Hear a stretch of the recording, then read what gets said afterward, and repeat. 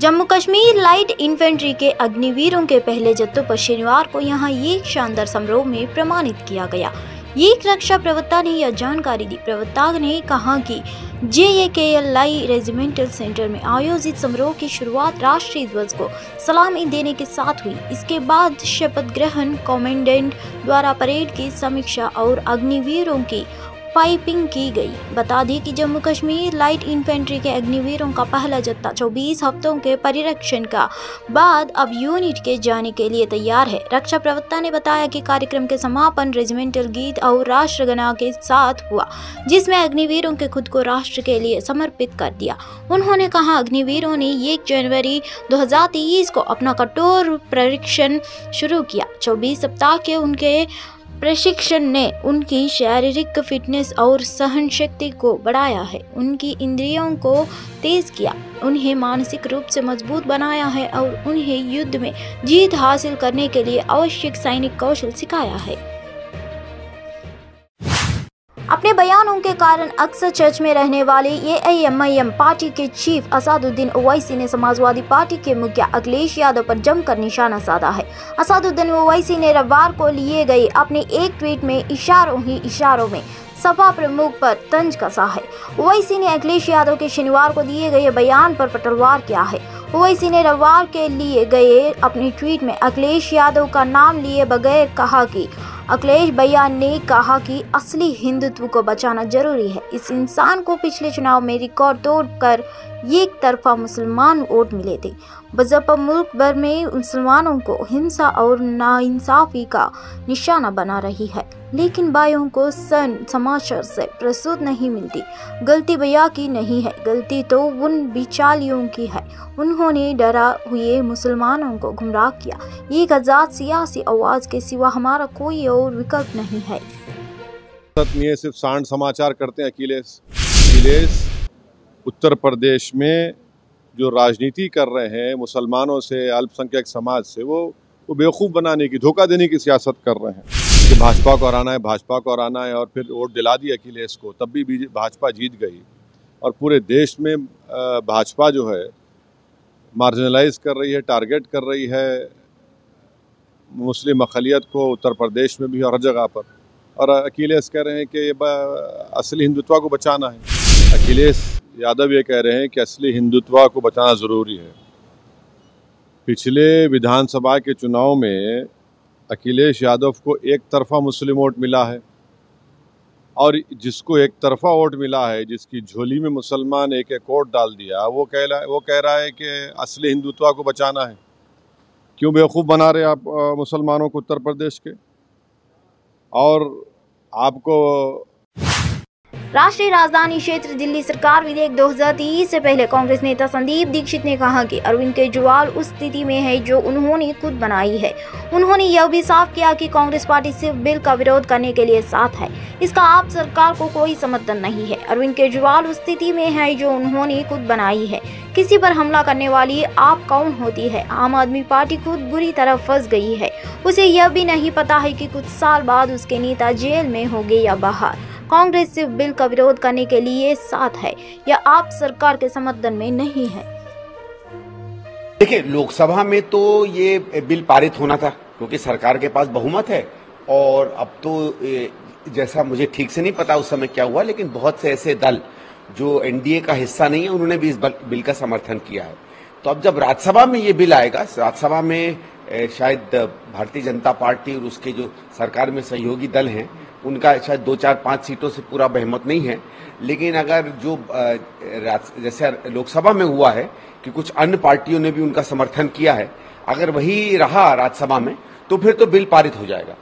और मेरा तो खैर एक अपना मत पहले से रहा है कि ये जो बिल है ये कोई दिल्ली के ढांचे को बहुत ज्यादा नहीं बदलता है, और ये पूरी की पूरी जो कहानी बनी है और जिस तरीके से दिल्ली में फजूल का एक विवाद खड़ा किया गया, ये केजरीवाल ने कोई 4-5 साल से एक पूर्व कांग्रेस नेता और डेमोक्रेटिक प्रोग्रेसिव आज़ाद पार्टी के अध्यक्ष गुलाम नबी आज़ाद ने रविवार को जम्मू कश्मीर से आर्टिकल 370 हटाए जाने का विरोध किया।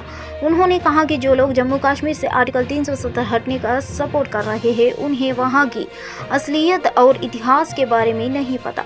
आज़ाद ने जम्मू कश्मीर के डोडा जिले में रैली में कहा, आर्टिकल 370 जम्मू कश्मीर के लिए फायदेमंद था। इसे असंवैधानिक और जबरन तरीके से हटाया गया था। मुझे सुप्रीम कोर्ट पर पूरा भरोसा है कि उनका फैसला सही होगा। दरअसल आर्टिकल 370 हटाने के फैसले को चुनौती देने वाली 23 याचिकाओं पर सुप्रीम कोर्ट ने सुनवाई हो रही है। पिछली सुनवाई 2 से लेकर 3 अगस्त को हुई थी। मामले में अगली सुनवाई 8 अगस्त को होगी।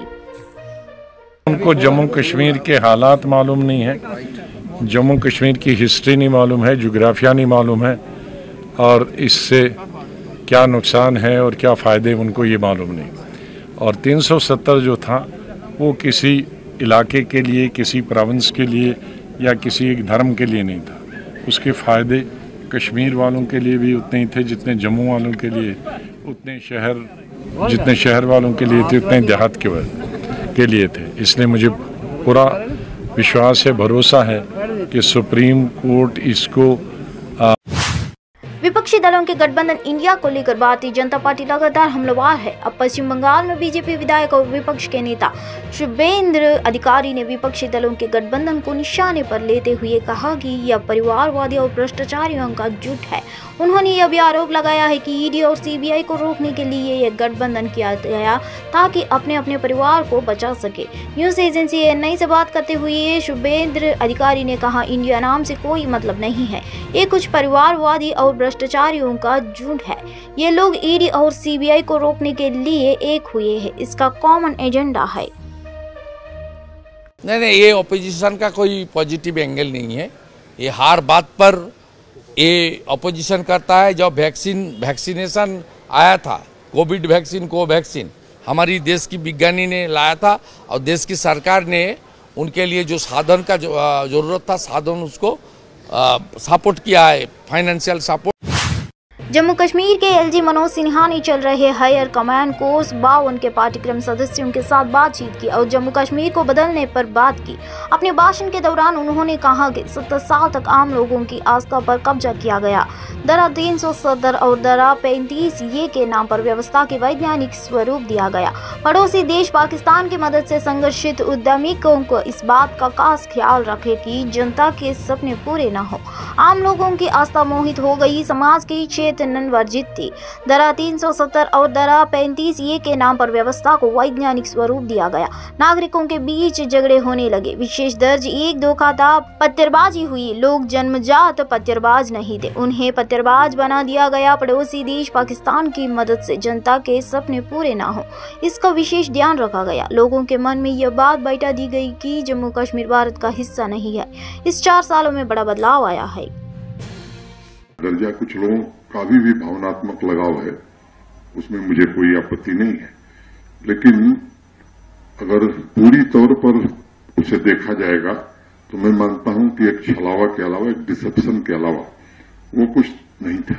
370 और 35 की आड़ में व्यवस्था को वैधानिक स्वरूप दिया गया था। आम आदमी की सोच को ही कैद कर लिया गया था। ये पत्थरबाज पैदा नहीं हुए थे, इन्हें पैदा किया गया था।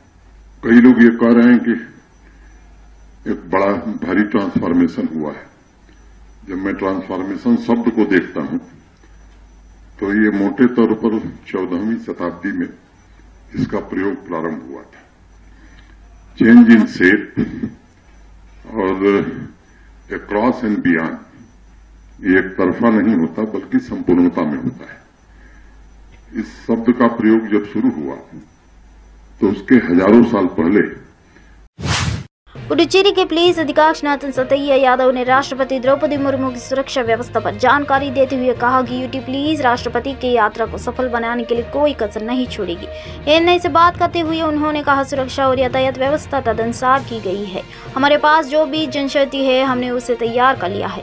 जैमर और अन्य वाहन पहले से ही कारकेड का हिस्सा है। राष्ट्रपति द्रौपदी मुर्मू की यात्रा को सफल बनाने के लिए हमने कोई कसर नहीं छोड़ी है। राष्ट्रपति Murmu Jawaharlal institute of post graduate state medical education and research के लीनियर एक्सलेटर के उद्घाटन करेगी, मंदिरों का दौरा करेंगे और अन्य कार्यक्रमों का में भी भाग लेगी। This is obviously a very high-profile visit from our head of the state, and normally in such a visit there are two components. One is security, which has to be of complete top-class way, all the measures that we can take, and the second is logistics, because since it's a VIP visit, all the state functionaries, all the VIPs, they will be accompanying. There will be a lot of movement, parallel movement, simultaneous movement, and a lot of events. So, having a unique balance on one side is राष्ट्रपति द्रौपदी मुर्मू ने रविवार को कहा कि शिक्षित महिलाएं अर्थव्यवस्था में बड़ा योगदान दे सकती है, विभिन्न क्षेत्रों में नेतृत्व प्रदान कर सकती है और समाज पर सकारात्मक प्रभाव डाल सकती है। राष्ट्रपति मुर्मू ने मद्रास विश्वविद्यालय के 165वें दीक्षांत समारोह में संबोधित करते हुए कहा कि इस समय लगभग 1.85 लाख छात्र विश्वविद्यालय और उससे संबद्ध महाविद्यालय में पढ़ रहे हैं और उनमें से 50% से अधिक लड़कियां हैं। राष्ट्रपति ने कहा कि मद्रास विश्वविद्यालय लैंगिक समानता का एक ज्वलंत उदाहरण है। उन्होंने कहा कि हम लड़कियों की शिक्षा में निवेश करके अपने देश की प्रगति के निवेश कर रहे हैं। उन्होंने कहा कि शिक्षित महिलाएं अर्थव्यवस्था में अधिक योगदान दे सकती है, विभिन्न क्षेत्रों का नेतृत्व कर सकती है और समाज पर सकारात्मक प्रभाव डाल सकती है। राष्ट्रपति मुर्मू ने अपने संबोधन में कहा कि 1857 में स्थापित इस विश्वविद्यालय को भारत से सबसे पुराने आधुनिक विश्वविद्यालयों में से एक होने का गौरव प्राप्त है। Students are currently studying in this university and its affiliated colleges. Out of these students, more than 50% are girls. I am delighted to note further that 70% of the 105 students who received their gold medal today are girls. Chandrayaan 3 के चंद्रमा की इस कक्षा में सफल प्रवेश के बारे में बात करते हुए आसिफ कपूर ने बताया था कि उम्मीद है कि 23 अगस्त को विमान की सफल सॉफ्ट लैंडिंग देखने को मिलेगी। इससे पहले ही चंद्रमा की कक्षा में स्थापित किया जा चुका है। यह बहुत जटिल प्रक्रिया थी। इसरो ने यह कदम सफलतापूर्वक पूरा किया। इसने चंद्रमा के चारों ओर वांछित कक्षा हासिल कर ली है। 23 तारीख की शाम को सॉफ्ट लैंडिंग देखने को मिलेगी। हमें पूरी उम्मीद है कि लैंडिंग सफल होगी। So as we have been knowing, Chandrayaan 3 has been on its way towards the moon.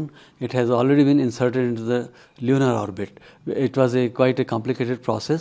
It happened yesterday, and ISRO conducted this step very successfully, and it has achieved the desired orbit around the moon, which is 164 kilometer nearest point and 18,000.